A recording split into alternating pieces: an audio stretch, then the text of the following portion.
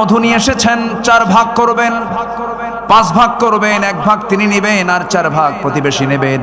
ঠিক আছে, এসে বলছেন, স্ত্রী শোনো, এই যে 1 বোতল মধু আনছে, রাষ্ট্রের মধু ভাগাভাগি করে নিতে হবে, সমান ভাগে 5টা ভাগ করো, 1 অংশ আমাদের আর 4 অংশ হলো প্রতিবেশীর। এই কথা বলে তিনি মধুর বোতলটা তিনি হ্যান্ড ওভার করলেন স্ত্রীর কাছে, বলছেন, স্ত্রী তুমি এটাকে ভাগ করো। 1 মিনিট যেতে না যেতেই বললেন, স্ত্রী তোমাকে আমি ভাগ করতে দেব না, দাও বোতলটা আমার হাতে দিয়ে দাও। কিচ্ছু কথা না বলে প্রতিবেশীর ঘরে চলে গেলেন। প্রতিবেশীর কাছে গিয়ে বলছেন, প্রতিবেশী আমার, এই যে মধু তোমাকে দিলাম, সমান 5 ভাগে ভাগ করবে, 1 ভাগ আমাকে দিয়ে বাকি 4 ভাগ এই 4টা ঘরে তুমি সহ সমান করে নিয়ে নিবা।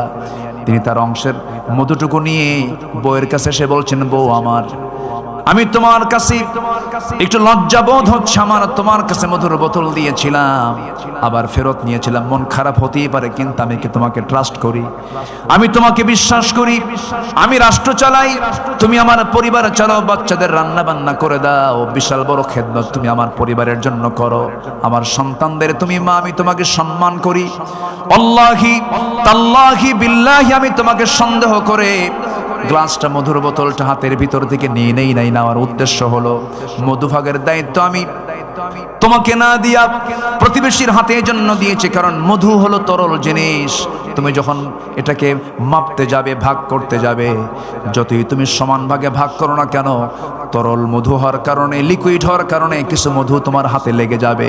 সেটা 1 ফোঁটা হোক, 2 ফোঁটা হোক, 3 ফোঁটা হোক না কেন, 1 ফোঁটা, 2 ফোঁটা, 3 ফোঁটা মধু আমাদের ভাগে বেশি আসুক, এটা চাই নাই মনে করে মধুভাগের দায়িত্ব আমি অন্যের কাঁধে চাপায়ে দিয়েছি।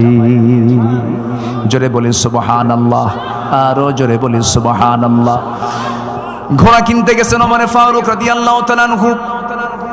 তিনি তখন স্টিল খলিফাতুল মুসলিমিন, 40টা রাষ্ট্রের তিনি রাষ্ট্রপ্রধান। চলে গেছেন ঘোড়া কেনার জন্য।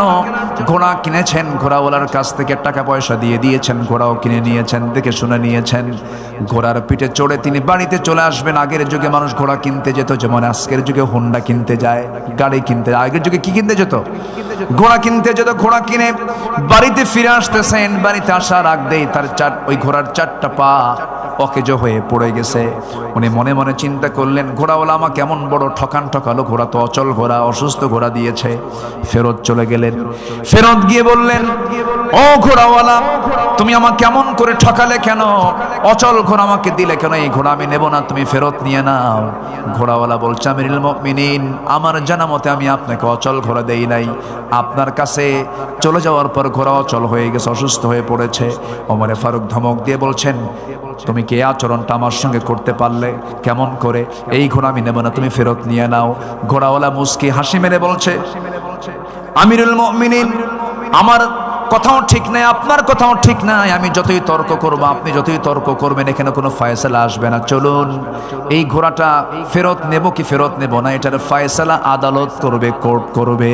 একজন সামান্য ঘোড়াওয়ালা শাসকের ব্যাপারে এমন বড় কথা বলতেছে। সেই দেশের বিচার, সেই দেশের আইনটা কত স্বাধীন ছিল, এর একমাত্র কারণ ছিল ওমর সমাজে চালু করেছিলেন কিসের বিধান। সাইয়েদনা ওমর ফারুক রাদিয়াল্লাহু তাআলা আনহু কিচ্ছু বললেন না। ঠিক আছে ঘোড়াওয়ালা, তুমি যেহেতু বিচার চাচ্ছ, আদালতে যেতে চাও, আমি আদালতে চলে যাব। আদালতে তিনি যেতে প্রস্তুতি নিয়ে নিলেন। চলে গেলেন আদালত চত্বরে। ঢুকে ভিতরে, যখন আদালতের ভিতরে ঢুকেছেন, খলিফাতুল মুসলিমিনের অধীনে চাকরি করে বিচারের চেয়ারে বসে থাকে এমন বিচারপতির সামনে বসে আছে ওমর ফারুক। সামনে যাওয়া মাত্রই বিচারপতির চেয়ার থেকে দাঁড়ায় গেছে। আমিরুল মুমিনিন, আপনার মতো ব্যক্তি এই জায়গায় কেন? কি হয়েছে বলুন। তিনি বলছেন, বিচারপতি, আমি ওমর, আমাকে দেখে আজকে বিচার করা যাবে না। ইন্নাল্লাহা ইয়া'মুরু বিল আদল, ইন্নাল্লাহা ইয়া'মুরুকুম বিল আদল। আদলটাকে ঠিক রেখে বিচার করবে। ঘোড়াওয়ালার কথাও শোনো, আমার কথাও শোনো, সঠিক রায় যেটা হবে সেই রায়টাই তুমি দিয়ে দিবা। যখন বাদীর কথা শোনা হলো, ঘোড়াওয়ালার কথা শোনা হলো, ওমর ফারুকের কথাও শোনা হলো, দুজন কথাই তিনি শুনলেন। শোনার পর আস্তে করে ওই আদালতের চেয়ার থেকে বলতেছেন, আদালতের সেই বিচারপতি কাজী শুরাইহ ইবনুল হারিস আল কিন্দি রাহমাতুল্লাহ আলাইহি, তিনি বলছেন, আমিরুল মুমিনিন, আপনি আমারও খলিফা, আপনি ঘোড়াওয়ালারও খলিফা, আপনি অর্ধজানের খলিফা।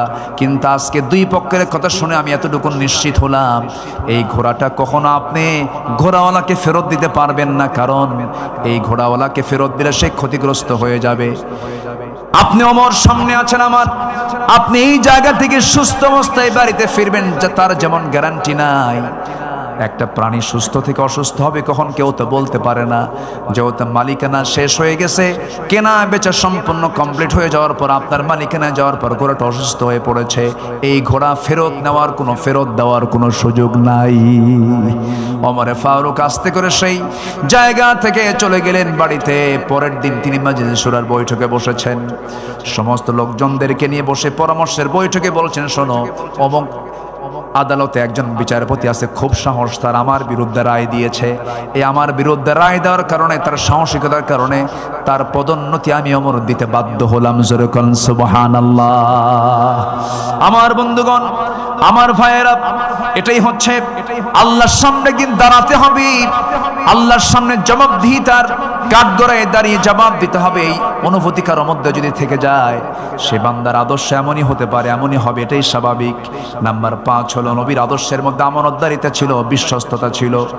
কি আমানতদার তিনি ছিলেন, কি পরিমাণ তার মধ্যে আমানত কাজ করতো, আমানত রক্ষার ব্যাপারে খুব তিনি সজাগ ছিলেন।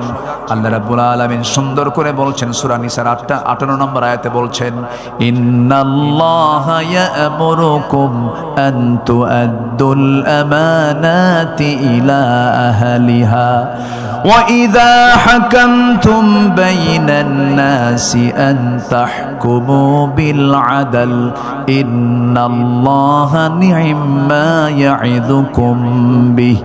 জোরে বলুন আল্লাহু আকবার। আমার বন্ধুগণ, কি আমানত তিনি শিখিয়েছেন সাহাবায়ে কেরাম কি। সাইয়েদনা ওমর ফারুকের কথাই যখন চলে আসলো, আমানতের ব্যাপারে একটি অত্যন্ত গুরুত্বপূর্ণ একটা তথ্য দিচ্ছি। রাষ্ট্রের তহবিলের রক্ষকের কাছে সেই তহবিলে একটা মাত্র দিনার ছিল। কয়টা দিনার বলেন? একটা দিনার ছিল। সেই দিনার তিনি পেলেন। ওমরে ফারুকের ছেলেকে ডাক দিয়ে বললেন, তোমাকে একটা দিনার দেওয়া হলো, এটা রাষ্ট্রের তহবিলে জমা ছিল, পড়েছিল। সেটা নিয়ে তিনি বাড়িতে চলে গেলেন। ওমরে ফারুক দেখলেন তার ছেলের হাতে একটা দিনার। তিনি সেই রক্ষককে ডাক দিয়ে বললেন, তুমি এই জিনিসটা আমার ছেলেকে দিলে কেন? সঙ্গে সঙ্গে তিনি আবার তাকে ফেরত দেওয়ালেন। ফেরত দিয়ে তিনি বললেন, আমি কি কিয়ামতের দিন এই একটা দিনার নিয়ে উম্মতের বিরুদ্ধে অভিযোগের সম্মুখীন হব? এটা আমার প্রয়োজন নাই। একটা দিনারও আমি রাষ্ট্রের তহবিল আবার ফেরত দিয়ে দিলাম। আল্লাহু আকবার বলেন। এই দেশে বহু মন্ত্রী মন্ত্রণালয় চালিয়েছে। আপনার পাবনার একজন গর্বিত মন্ত্রী ছিলেন, শিল্পমন্ত্রী। জানেন তো? জানেন তো? শহীদ আল্লামা কে? মতিউর রহমান নিজামী রাহিমাহুল্লাহ। তার প্রত্যেকটা কথায় মুক্তর দানার মতো, মুক্তের সদৃশ কথা। একটা কথাও তার অতিরিক্ত অপ্রয়োজনীয় কথা আমি তার মুখ থেকে কখনো বের হতে দেখিনি, আমার চোখে পড়েনি। আল্লাহু আকবার বলেন।